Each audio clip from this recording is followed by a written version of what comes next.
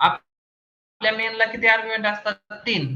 पहिला असतो integer argument count ARGC, नंतर आर्ग्युमेंट लिस्ट ARGV, आणि थर्ड असतो एन्व्हायरमेंट व्हेरिएबलची लिस्ट. किती एन्व्हायरमेंट व्हेरिएबल, कोणकोणते एन्व्हायरमेंट व्हेरिएबल आता आहेत. ओके, हे तिन्ही पण तुम्ही तुमच्या प्रोग्राम मध्ये डायरेक्टली यूज करू शकता. त्याच्यामध्ये व्हॅल्यू बाय डिफॉल्ट फिल करून, जसा मेनला कॉल दिला जातो, मेनला तुम्ही कॉल करत नाही, कोण कॉल करतं? ओएस कॉल करते. जेव्हा ओएस तुमच्या मेनला कॉल करते तेव्हा ते हे तिन्ही व्हेरिएबल तुम्हाला बाय डिफॉल्ट तुम्हाला यांच्या सगळ्या व्हॅल्यू तुम्हाला पाठवते. ओके, हा. मग आता तिने पाठवल्यानंतर तुम्ही आतमध्ये आलात. आता हे काय, पहिले दोन तर आपण कालच बघितलं की पहिल्या दोनचा आपण कसा यूज केला. आपण जर प्रोग्रामचं नाव हे स्वतःच एक पहिला आर्ग्युमेंट असतं आणि दुसरे आर्ग्युमेंट दिल्यानंतर तो कसा 0 आणि 1 मध्ये ARGV च्या मदतीने आपण 0 आणि 1 आर्ग्युमेंट कसं घेऊ शकतो ते आपण काल बघितलेलं आहे. आता हा थर्ड काय प्रकार आहे, ENVP एन्व्हायरमेंट व्हेरिएबल लिस्ट. तर बघा, त्यासाठी मी काय म्हणलं तुम्हाला, हा तुमचा डेव्हलपर कमांड प्रॉम्प्ट आहे, हा तुमचा नॉर्मल कमांड प्रॉम्प्ट आहे.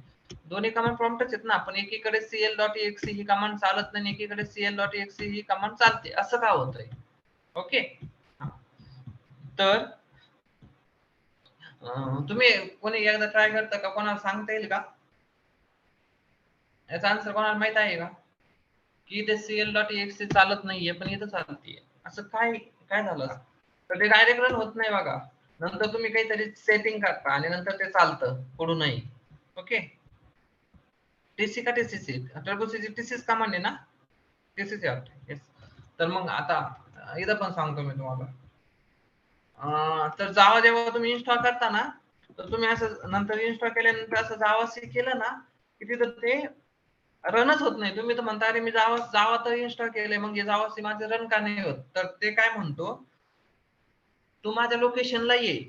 तू आता बघा, मी तुम्हाला आणखीन एक थोडक्यात सांगतो. 2 मिनिटं, दोन्ही एक्झाम्पल साईडला ठेवा. आता काय, आता कुठे आहेत आपण? सपोज ह्या ह्या नॉर्मल कमांड प्रॉम्प्ट आहोत.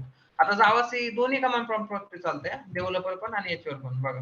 ठीक आहे, आता मी हे नॉर्मल CMD वरती आलो. ओके, आता तो काय म्हणतोय,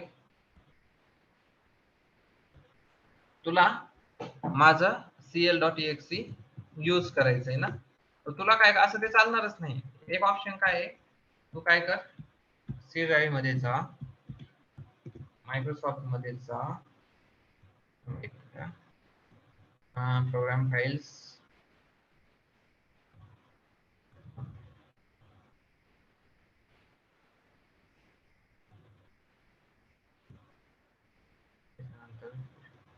मायक्रोसॉफ्ट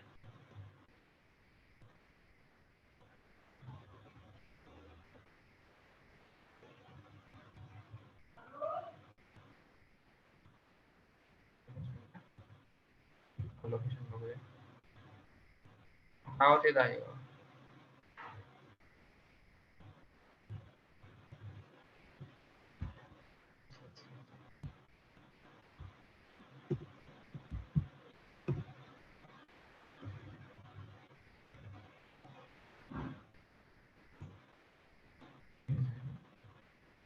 मी तुम्हाला लोकेशन दाखवतो फक्त.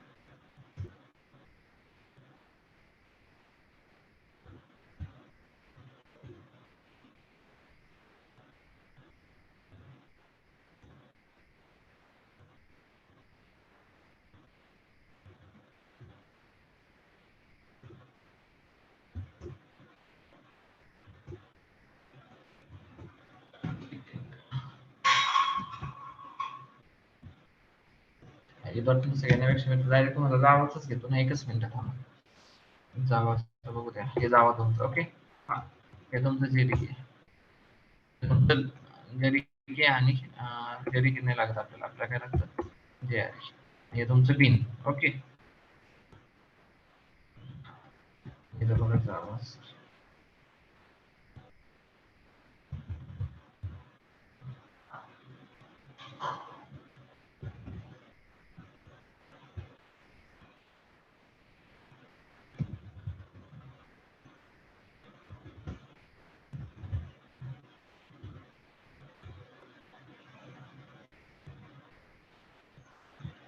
तरी जर तुम्हाला ते जावा सी पण दिसेल आणि त्याच्यानंतर तुम्हाला रन करण्यासाठी जो जावाचा लागतो ना तो पण दिसेल. जावा पण दाखवतो.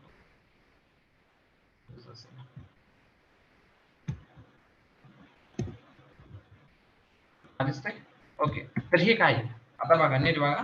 तर मी जेव्हा नॉर्मली जेव्हा हा इन्स्टॉल केला होता काय जावा जेव्हा मी इन्स्टॉल केलं होतं आणि त्यावेळेस जेव्हा मी सीएमडी वरती आलो होतो आणि जेव्हा मी त्याला म्हणलं असं जावा सी म्हणलं तर तो मला काहीच दाखवत नाही. तो मला सेम एरर येत होती. कशी ही जी इथं येते ना. आता तुम्हाला इथं जी येत आहे cl.exe ला सेम एरर मला तिथे येत होती जावाला सुद्धा की असं हे होत नाही. मग त्यासाठी काय करावं लागतं. त्यासाठी काय करावं लागतं माहिती का तुम्हाला याच्यामध्ये एडिट एन्व्हायरमेंट व्हेरिएबल जे असतात OS चे. ओके. तिथं जाऊन तुम्हाला स्पेसिफिकली तुमच्या त्याचा पाथ ऍड करावा लागतो. कोणी कोणी याचा ऍड केलेला आहे की नाही मला माहित नाही. आता तुम्हाला याचा जावाचा मी तुम्हाला इथं पाथ दाखवतो. आणि हे सगळा डेटा इथं जो जो डेटा दिसतोय ना हा सगळा तुम्हाला कुठे येतो माहितीये का. हा सगळा तुम्हाला येतो तुमच्या एन्व्हायरमेंट व्हेरिएबलच्या पाथ मध्ये. ओके.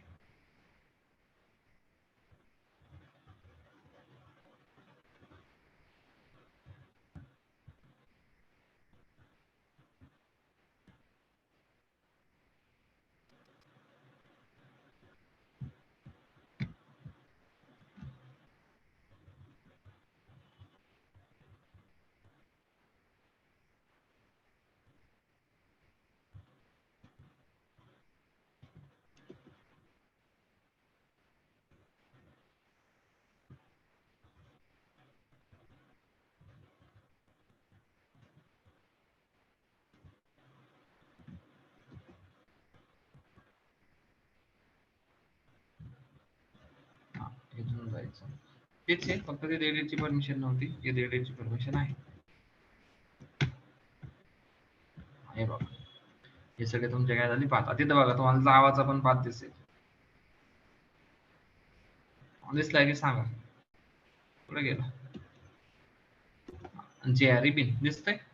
अच्छा हा अँड्रॉइडच्या जावाचा आहे. ओके. अँड्रॉइडला पण जावंच लागतं माहिती आहे ना.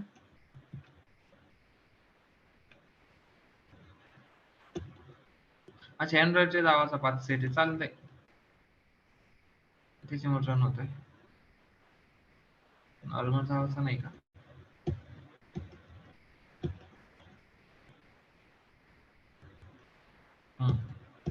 जेआरईचा पाथ सेट आहे बिनचाच. फक्त अँड्रॉइड वाल्याचा आहे. ओके. अँड्रॉइडच्या जेआरईचा पाथ आहे आणि मग तिथून काय करतो तो हा जर पाथ नसेल तुमच्या बिन फोल्डर मध्ये एन्व्हायरमेंट व्हेरिएबल मध्ये हा जर पाथ नसेल ना तर तुम्हाला हा एरर येईल. मग आता व्हिज्युअल स्टुडिओ काय करतं. व्हिज्युअल स्टुडिओ काय म्हणतो इन्स्टॉल करताना तुम्ही नंतर इथं जाता आणि तुम्ही तुमचा पाथ ऍड करता नंतर तो व्यवस्थित सेट होईल नाही होईल तुम्हाला पुन्हा एरर येते. त्यापेक्षा मी काय करतो तुम्हाला असं एक कमांड प्रॉम्प्ट देतो. जो हा कमांड प्रॉम्प्ट आहे तोच आहे. सेम आहे. काही फरक नाही. फक्त त्यामध्ये काय असेल एन्व्हायरमेंट व्हेरिएबल सेट ऑलरेडी मी सेट केलेले असते. तुम्हाला ते सेट करायची गरज नाही. म्हणून तुम्ही नुसतं इथं सीएल म्हणला की तुम्हाला इथं ते सगळे ऑप्शन मिळतील. पण तुम्ही नॉर्मल कमांड प्रॉम्प्ट वरती जर सीएल म्हणला तर तुम्हाला भेटणार नाही. मग मला असेच ऑप्शन इथं पण पाहिजे असतील तर काय करायचं. काही नाही. cl.exe ही cl.exe काय आहे प्रोग्राम आहे ना. तो प्रोग्राम तुमच्या ओएस मध्ये कुठे आहे तो बघायचा. तुम्हाला याच्यामध्ये सापडेल तो आणि त्याचा म्हणजे तिथे exe आहे ना तो exe चा सोडून तिथपर्यंतचा पाथ तिथं ऍड करा. तो तुमच्या जे जे प्रोग्राम रन होतील त्यांना तो पाठवला जाईल. जे जे प्रोग्राम रन होतील त्यांना तो पाठवला जाईल. कोणाकडून ओएस कडून की मग तो पहिल्यांदा प्रेफरन्स काय असतो बघा, तुम्ही एक कोणताही प्रोग्राम रन केला, पहिला प्रेफरन्स असतो की तो ज्या फोल्डर मध्ये आहे त्या फोल्डर मध्ये सर्च कर की ते सापडतंय का. जर सापडलं ठीक आहे, नाही सापडला तर दुसरा प्रेफरन्स असतो की एन्व्हायरमेंट व्हेरिएबल मध्ये चेक कर की तो प्रोग्राम आहे का. त्या लोकेशन, ते सगळे लोकेशन तो चेक करतो आणि त्या लोकेशनवरती cl.exe आहे का हे चेक करतो. जर तुम्ही तिथं तुमचा एन्व्हायरमेंट व्हेरिएबल सेट केलेला नसेल तर तुम्हाला तो रन होताना दिसणार नाही. ओके, तर ती सगळी माहिती तुम्हाला ओएस तुमच्या प्रत्येक प्रोग्राम मध्ये पाठवते. तुम्ही यूज करा नाही तर नाही करा. आजपर्यंत आपण याचा यूज केला पण नव्हता, कधी यूज केला नाही. पण तुम्हाला जर वाटलं की आता मला हे बघायचंय की माझे एन्व्हायरमेंट व्हेरिएबल काय काय आहे, तर तुम्ही हे डायरेक्टली बघू शकता. जसं हा प्रोग्राम यूज करून तुम्ही काय केलं,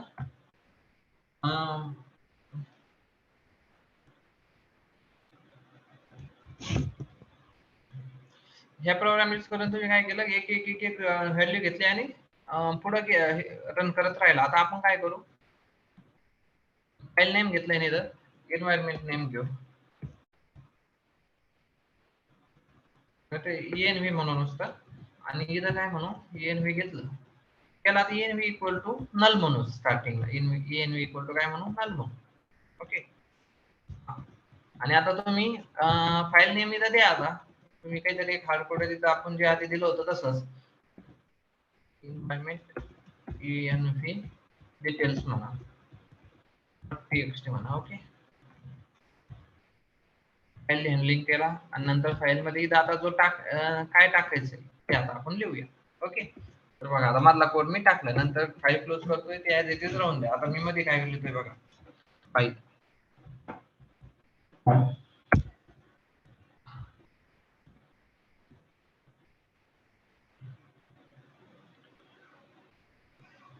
यायची पण गरज नाही, डायरेक्ट फॉर पासून स्टार्ट करू. For integer I is equal to 0, I is less than किती,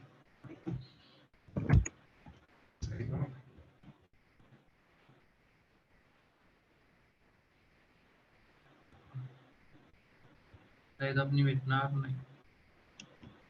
मग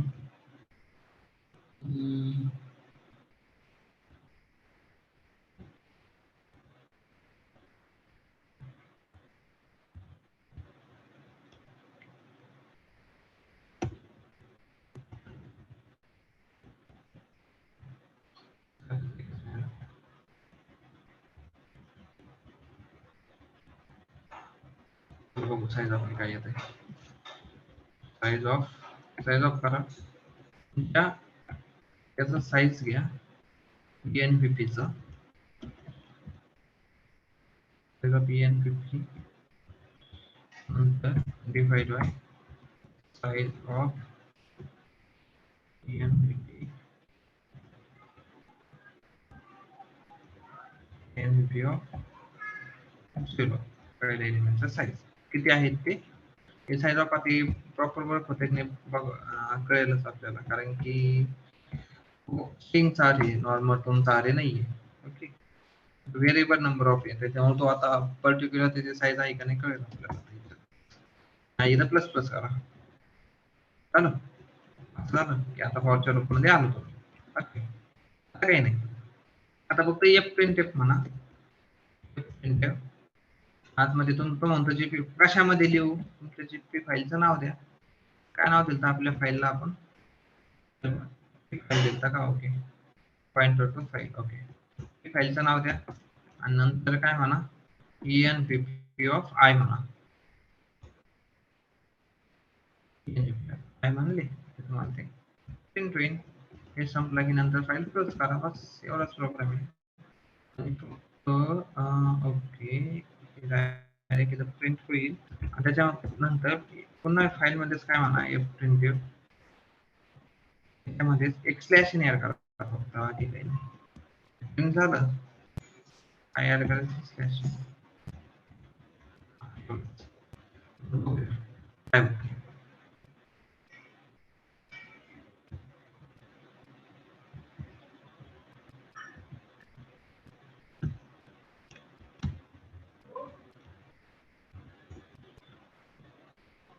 बघू पण शकतो रन टाइमलाच केलाय श्री इंटिग्रिटी सीएल डायरेक्ट प्रोग्रामचं नाव टाका एररचं काही येणार नाही रन टाइमला एरर आले देऊ शकते आता तुमची काय आलंय बघू आता फाईल मध्ये तयार झाली एन्व्हायरमेंट डिटेल आणि केबी फक्त अरे रे ओके चुकलंय काहीतरी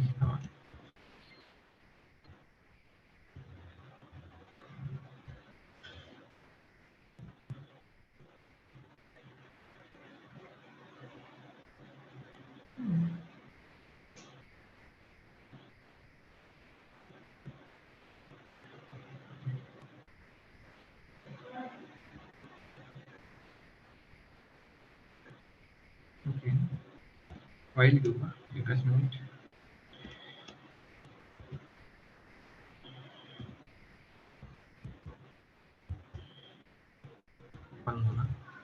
कंटिन्युअस रनच पाहिजे ओके त्याला आपल्याला एक ती कंडिशन याद करावं लागेल इफ एक फिर integer i is equal to 0 पासून स्टार्ट करा सांगतो मी तुम्हाला एकदा फक्त मला बघू द्या तर npp of I is not equal to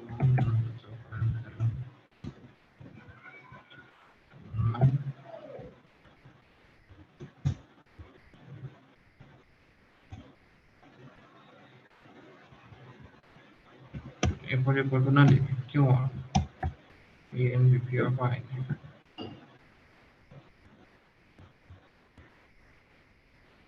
equal to end of file तर काय कर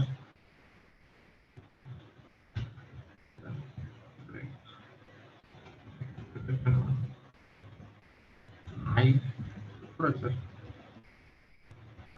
exit the program calculator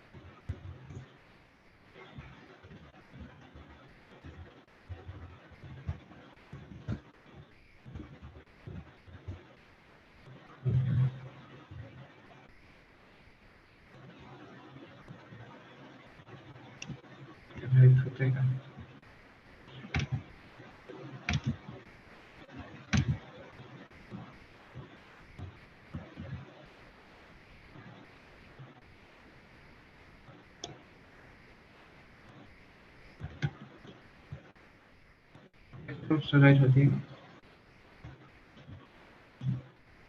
अरे हा त्याला आपण पुढेच घेऊन नाही गेलो एकच मिनिट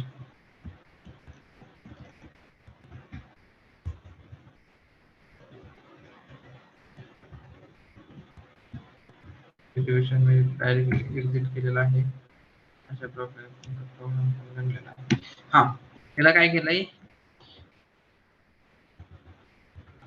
हाय काय मोनस आहे ना प्लस प्लस करा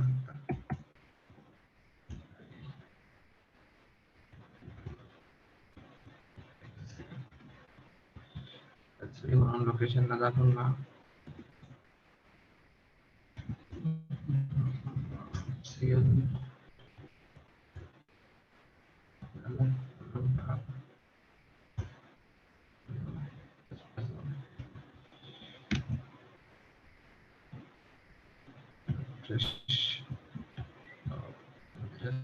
डेटा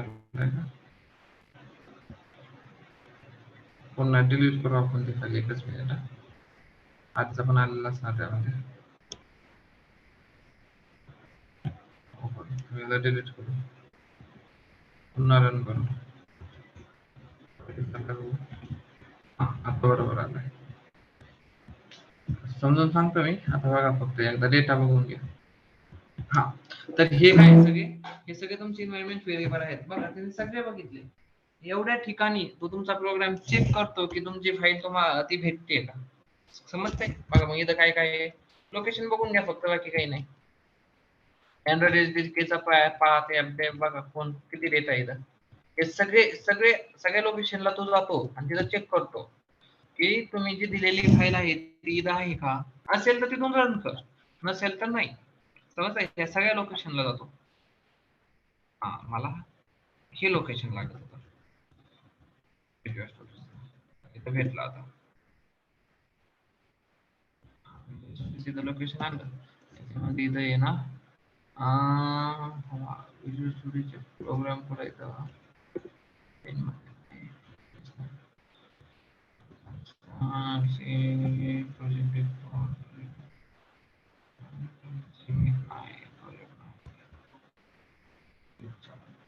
मध्ये पण नाही.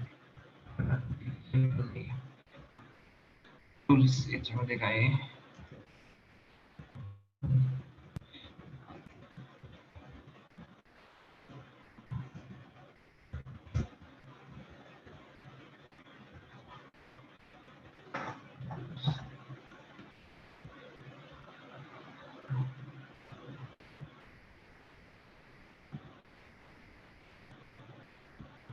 ठीक आहे, मी सांगतो तुम्हाला. मी एकदा चेक करतो मग तुम्हाला सांगेल. हे बघा, या सगळ्या ठिकाणी तो जातो. इथं चेक करतो की तुम्हाला तिथं एक्झिक्युटेबल फाईल भेटते की नाही भेटते. जर एवढ्या ठिकाणी ह्या सगळ्या लोकेशन मध्ये पण जर तुम्हाला ती फाईल भेटली नाही, जी फाईल तुम्ही एक्झिक्यूट करायला सांगता, तर तो मग तुम्हाला काय एरर येतो, जो आपल्याला आला तो कोणता, सीएमडी वरती तुम्ही जे म्हणता होता सीएल, त्यांनी ह्या सगळ्या लोकेशन मध्ये बघितलं ही फाईल आहे का CL.exe त्याला सापडले नाही, त्यांनी एरर दिला. समजते.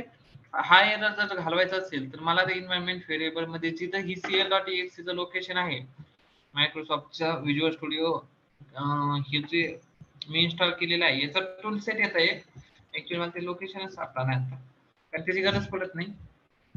पण ते टूल सेट असतो त्यांचा, त्याच्यामध्ये काय होतं तुम्हाला, तुम्ही जर तो पाथ जर एन्व्हायरमेंट व्हेरिएबल मध्ये दिला ना, तर तुमचं नॉर्मल सी वरून सुद्धा तुमचा तुम्ही ही कमांड देऊ शकता CL.exe. समजते. पण तुम्हाला तो पाथच लक्षात नाही आता.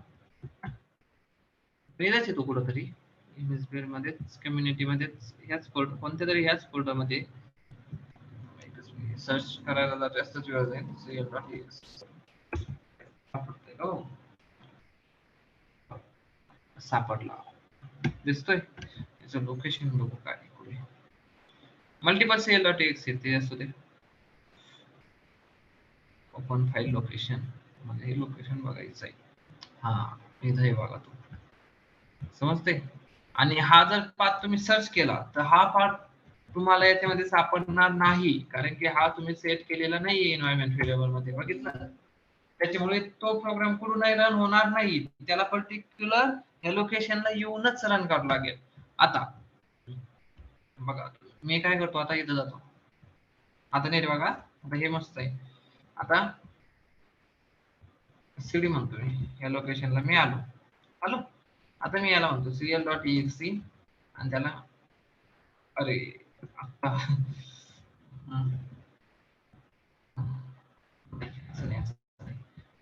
बॅक येऊ द्या मला.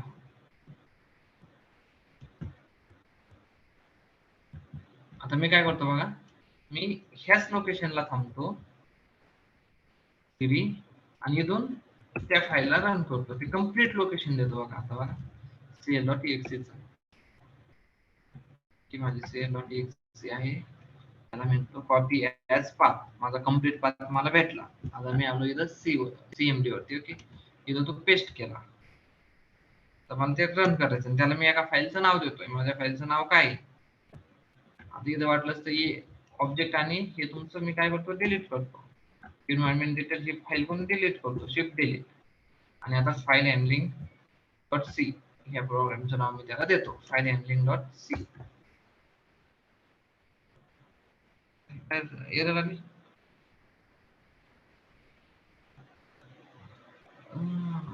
No include path set. अरे रे, आता काय राहिले ऍडव्हान्टेज चुकीची ही रन केलेली आहे एकच मिनिट. हा कोणता x86 बरोबर आहे. MSC टूल्स मध्येच मायक्रोसॉफ्ट विज्युअल स्टुडिओ. अच्छा एरियल VM मध्ये थांबा एकच मिनिट.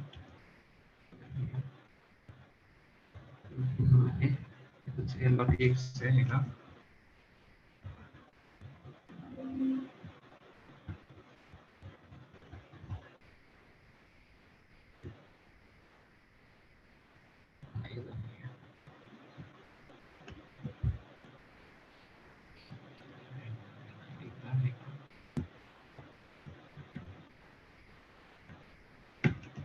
मल्टिपल व्हर्जन आहेत. मल्टिपल व्हर्जनचे मल्टिपल यूज आहे. तर आपल्याला जो पाहिजे तो काय भेटला नाही आणखी सर्च करतो. हा ठीक आहे तिथे हा मग मी सांगेल तुम्हाला पुन्हा. मी आज करून बघेन आणि उद्या तुम्हाला सांगेल की नेमकं तो कोणत्या पाथचा CL.exe तुम्हाला घ्यायचा आहे. तसंच घ्यायचा आहे पण तो आता मी केलेलं नाहीये बरेच दिवस झाले त्याला. चालेल ठीक आहे. मी याचं सांगेल तुम्हाला. ओके हा फक्त एवढंच लक्षात ठेवा की इन्व्हायरमेंट व्हेरिएबल मध्ये तुम्हाला सगळी इन्व्हायरमेंटची लिस्ट येते. सगळी इन्व्हायरमेंटची लिस्ट आली की ती त्या लोकेशनला ओएस जाते आणि चेक करते की तुम्ही दिलेली एक्से त्या लोकेशनला आहे का. असेल तर रन कर, नसेल तर रन करणार नाही. ओके हा म्हणून नॉर्मल कमांड प्रॉम्प्ट वरती तुमचं CL.exe चालत नाही परंतु डेव्हलपर प्रॉम्प्ट वरती तुमचं CL.exe चालतं. असा काय डिफरन्स आहे त्यामध्ये. एवढाच डिफरन्स आहे की तिथं काय केलेलं आहे CL.exe चा इन्व्हायरमेंट व्हेरिएबल ते स्वतः सोबत घेऊन येतं. तसं नॉर्मल CMD घेऊन येत नाही. समजते. तसं मग जावा जर रन केलं ना तर ते तसं काही ऑप्शनच देत नाही की तुमचा डेव्हलपर कमांड प्रॉम्प्ट घ्या किंवा काही घ्या. तो काय म्हणतो तुमचा व्हेरिएबल तुम्ही सेट करा आणि तुमच्या CMD वरून जावा तुम्ही रन करायला स्टार्ट करा. समजतंय. आता ऍक्च्युली यांचं कसं आहे माहिती आहे का विज्युअल स्टुडिओचं यांचे ना मल्टिपल कमांड प्रॉम्प्ट आहेत. बघायचे तुम्हाला बघा एकच नेटिव्ह बघा हा 64 बिट साठीचा कमांड प्रॉम्प्ट आहे. हा x86 म्हणजे 32 बिट. हा 32 बिटचा कमांड प्रॉम्प्ट आहे. असे मल्टिपल कमांड प्रॉम्प्ट आहेत. मग हे असे इन्व्हायरमेंट व्हेरिएबल सुद्धा हे वेगवेगळे घेऊन येतात. असे सेपरेटच ठेवले त्यांनी 64 साठी हा 32 बिट साठी हा. समजते. हा ते सगळे सेटिंग तो त्याच्या सोबत घेऊन येतो. म्हणून तुम्हाला काही करायची गरज पडत नाही. तुम्ही फक्त तो कमांड प्रॉम्प्ट यूज करायचा. एवढंच लॉजिक आहे त्यामध्ये. सिंपल केलंय थोडस बाकी काय चालतंय. इथपर्यंत समजलं का व्यवस्थित. फक्त एवढंच याचा यूज काय आहे तेवढं समजलं का ते सांगा.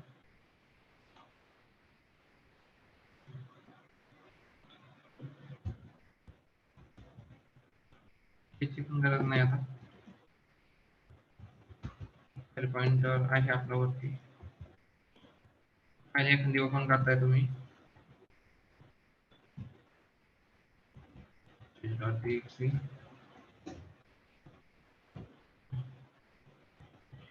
ऑलरेडी एक एक्झिस्टिंग फाईल आहे बघा नाही.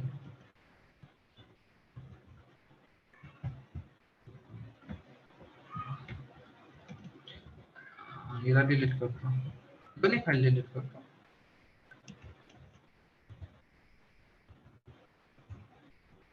एक फाईल नवीन तयार करतो. test.txt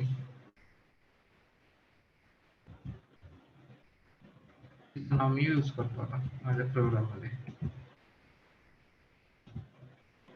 ओके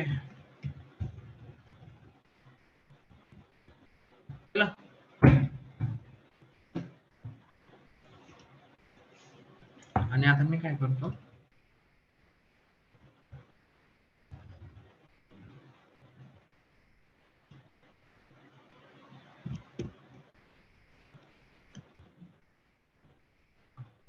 फाईल तुम्ही ओपन केली. ओके ओपन केली. कोणत्या मोड मध्ये ओपन केली रीड. आता आपण त्याच्यामध्ये लिहिण्याचा काय करतो काय सांगतो काय म्हणतोय ते बघा. फाईल मध्ये राईट कर तुमच्या फाईलचा पॉइंटर काय आहे? तो म्हणतो फाईलचा पॉइंटर द्या मला, ती फाईल द्या चला, आणि त्याच्यामध्ये टेस्टिंग असं म्हणा, फक्त ट्राय करा तो काय म्हणतो बघा.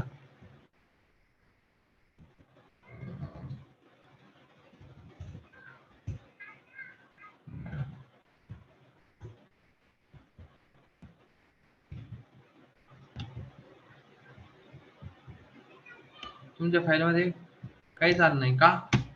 तुम्ही जर रीड मोड मध्ये जर ती फाईल ओपन करताय तर तुम्हाला ती फाईल फक्त रीड करण्यासाठीच दिली जाईल, राईट करण्यासाठी नाही.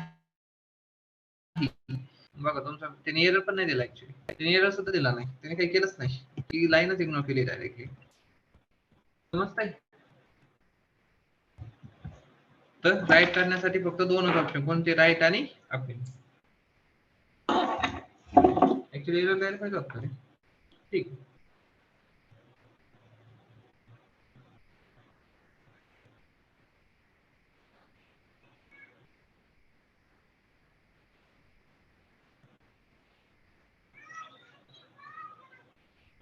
आता पुन्हा मी रीड मोड मध्येच ओपन करतो. ओके, पुन्हा मी काय करतो?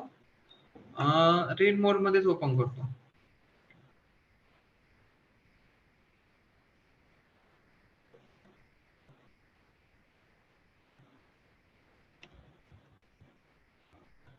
आणि त्याच्यामध्ये काही जर डेटा टाकू.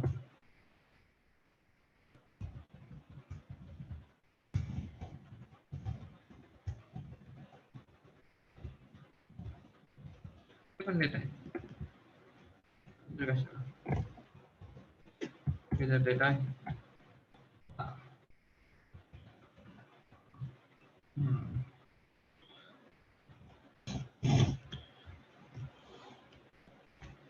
मला काय करायचंय? तो डेटा रीड करायचा आहे. ओके, मला काय करायचं? तो डेटा रीड करायचा, एका फाईल मधून रीड करायचा आणि दुसऱ्या फाईल मध्ये काय करायचं? पेस्ट करायचं. एका फाईल मधून रीड करायचा आणि दुसऱ्या फाईल मध्ये पेस्ट करायचा आहे. मग मला किती फाईल लागतील? 2. एक फाईल लागेल मला रीड मोड साठी आणि एक फाईल काय लागेल मला? राईट मोड मध्ये. समजतंय? ज्या फाईल मधून मी डेटा रीड करणार आहे ती मला रीड मोड मध्ये, त्याच्यामध्ये काही मी चेंजेस करणार नाही, आणि ज्याच्यामध्ये राईट करायचा ती फाईल मला कोणत्या मोड मध्ये लागेल? राईट मोड मध्ये. तर मला आता फाईल पॉइंटर किती लागतील सांगा? 2. इथं 2 फाईल घ्या.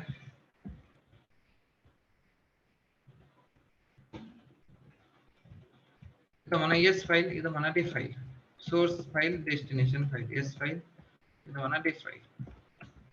डी म्हणजे डेस्टिनेशन असं ना, दोन्हीला नल केलं. ओके, आता पहिली ओपन केली, ठीक आहे, एरर चेकिंग केलं, ओके. सेम दुसऱ्या फाईल साठी करा. दुसरी फाईल असण्याची गरज आहे का? नाही. ती नसेल तर क्रिएट करायचं आहे आपल्याला. ओके, ती टेस्टच असून द्या आणि याला म्हणा DEST, डेस्टिनेशन. इथे म्हणा .txt, आणि ही मला कशामध्ये लागते? राईट मोड मध्ये. फाईल क्रिएट नाही झाली तर आपल्याला एरर येईल. ठीक आहे, फाईल क्रिएट झाली तर मग आपण पुढे जाऊ. आता जसं मी एक फाईल क्लोज केली आहे तसेच मला दुसरी फाईल पण क्लोज करायची आहे.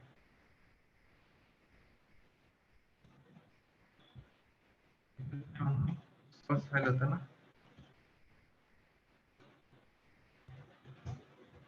एस फाईल आणि D file. Okay, D file, S file, D file. Okay, आणि मग आता मी जर CS फाईल क्लोज करतोय तसेच मी डी फाईल पण क्लोज करतो. ठीक आहे, यांना म्हणा क्लोज करा फाईल. तुमचं काम झाल्यानंतर एकाच ह्याच्यातल्या मी पण त्यासाठी यूज करतोय.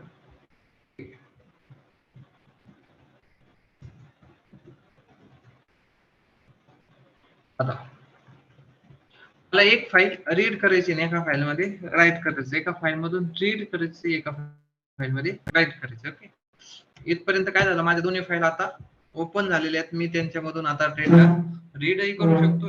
ही रीड मोड मध्ये ओपन झाली, ही राईट मोड मध्ये ओपन झाली. म्हणजे मी एका फाईल मधून रीड करायला मी स्टार्ट करू शकतो, दुसऱ्या फाईल मध्ये राईट करायला पण मी स्टार्ट करू शकतो. ओके, आता मी काय करतो? हे इथेच लिहिण्यापेक्षा मी काय करतो, एक नवीन फंक्शन लिहितो की एका फाईल मधून काय कर, एका फाईल मधून डेटा घे आणि दुसऱ्या फाईल मध्ये टाक. ओके, मग त्यासाठी मी आता फंक्शन घेतोय, नीट बघा. फाईल कॉपी घ्या, काही नाव द्या तुम्हाला जे वाटेल ते.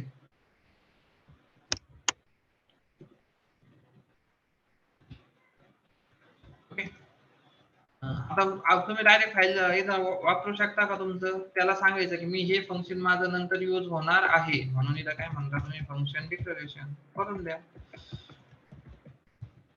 आता मला एक सांगा फक्त, कोण सांगते पाहू. याचा डिक्लेरेशन समजा इथं व्हायला रिटर्न काही करत नाही, काही गरज नाही. याला म्हणतो मी file copy. Okay, file copy असं काही नाव देतो. आतमध्ये मला काय करायचंय, याच्या आतमधला प्रोटोटाइप काय असेल, कोण सांगते सांगा. याच्या आतमधला प्रोटोटाइप काय असेल, आता एक तर आहे, दोन फाईल कॉपी करायचे तुम्हाला, एका फाईल मधून दुसऱ्या फाईल मध्ये काही डेटा टाकायचा आहे. तर ते दोन आर्ग्युमेंट आतमधलं काय असेल, मला कोणत्या टाईपचे द्यावं लागतील आणि नाव पण काय द्यावं लागतील सांगा. कोणी सांगते का पाहू, सांगा लवकर.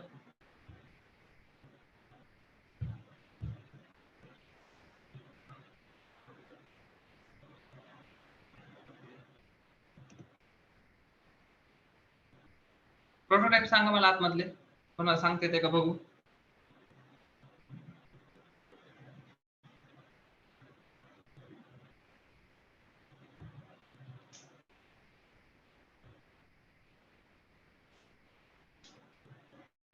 ठीक आहे, फाईल पॉइंटर लागतील आपल्याला. ओके, कोणी फाईल पॉइंटर पास करायचे ना, मग त्यांचा ऍड्रेस घेण्यासाठी फाईलचा पॉइंटर सांगणार आहे. File star. ओके, आता तुम्ही कॉल कुठे देणार आहे, क्लोज होण्याच्या आधी आणि ओपन झाल्याच्या नंतर, तिथं तुमचा कॉल पाहिजे तुम्हाला, बरोबर. फाईल कॉपी म्हणायचं, फाईल कॉपीला कॉल द्या. तो म्हणतो पहिलं नाव काय आहे तुझं, त्याला सांगा. पहिल्याच काय नाव आहे, सोर्स फाईल. दुसऱ्याचं काय नाव आहे, डेस्टिनेशन फाईल. दिले, त्याला कॉल गेला, नंतर ते फंक्शन लिहायला स्टार्ट करा. इन झाल्यानंतर इथं पुढे त्याचे लिहा. याच्या आधी आपण सेम नाव ठेवले का, तिथं थोडे चेंज करू. SRC म्हणू, DST म्हणू, काही म्हणा. झालं, इथपर्यंत आले. आता मला एका फाईलचा डेटा दुसऱ्या फाईल मध्ये टाकायचा आहे, एका फाईलचा डेटा दुसऱ्या फाईल मध्ये टाकायचा आहे. आता तुम्हाला समजायचं का रे, मी काल काही हे सांगितलं ते काय, एक डेटा स्ट्रक्चर आहे आणि ते कोणकोणत्या माहिती ठेवतो त्याच्याकडे.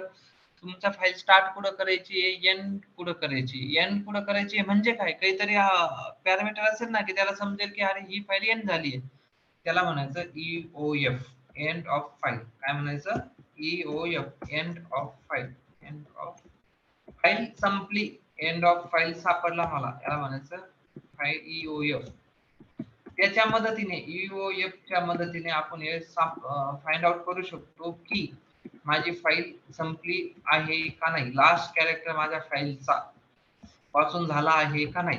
ओके, जोपर्यंत EOF येत नाही तोपर्यंत मला फाईल रीड करत राहायचं आहे. ओके, मग आता काय करायचं, लाईन बाय लाईन डेटा घ्यायचा आणि सोर्स मधून डेटा घ्यायचा आता, आणि कुठे टाकायचा, डेस्टिनेशन मध्ये टाकायचं. त्यासाठी काय करायचं, एक इंटिजर C घ्या. ओके, आणि मग आता काय करा, एक फाईल लूप टाका. फाईल म्हणा, जोपर्यंत EOF सापडत नाही तोपर्यंत C मध्ये EOF काय ते बघून घ्या.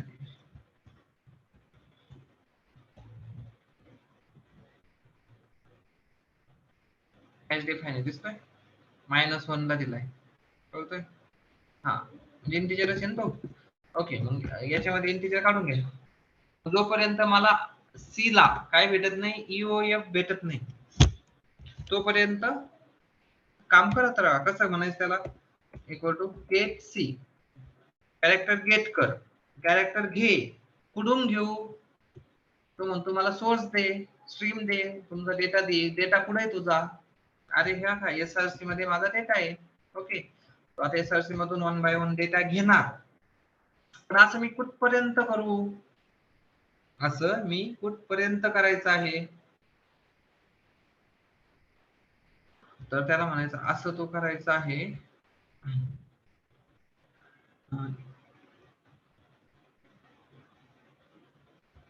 हा याचा ब्रॅकेट झाला, हा याचा ब्रॅकेट झाला. Okay, is not equal to, जोपर्यंत तुला EOF भेटत नाही तोपर्यंत हे तू करायचंच राहायचं आहे. समजतंय? ओके, इथपर्यंत आलो. जोपर्यंत एंड फाईलचा एंड भेटत नाही, एंड ऑफ द फाईल भेटत नाही, तोपर्यंत तू डेटा रीड करत राहा. ओके, मी रीड केला. आता जसं गेट सी आहे ना, तसं पुट करण्यासाठी जसं तुमचं वेब प्रिंटअप होतं ना, तसंच आणखी एक पुट सी, ही पुट करा. आता पुट सी कशात पुट करू, कशात टाकू, कोणतं कॅरेक्टर टाकून कोणत्या फाईल मध्ये टाकू, नाही का. आपण त्याला काय म्हणायचं, माझं सी हे कॅरेक्टर तू घे आणि PS मध्ये टाक. ओके, फंक्शनचा कॉल संपला की तुमचं इथं येईल, याच्या खाली आलात की म्हणजे तुमचं काय झालं, फाईल कॉपी करून कंप्लीट झालेलं आहे. त्याच्यानंतर मग दोन्ही फाईल क्लोज करा, रन करून बघू आपण जे म्हणतोय ते येतंय. जरा वेगळं स्क्रीन होतंय. 15 नंबरला, 15 नंबरला काय झालंय,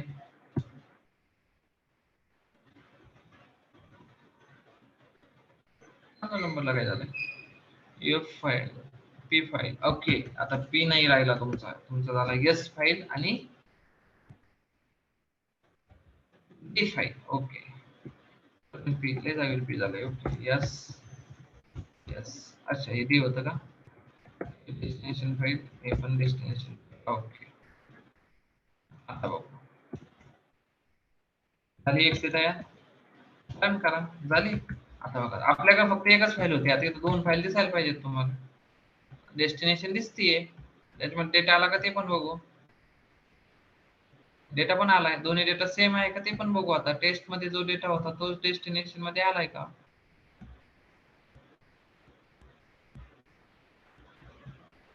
एक आलेत का, हा ओके, बघून घ्या.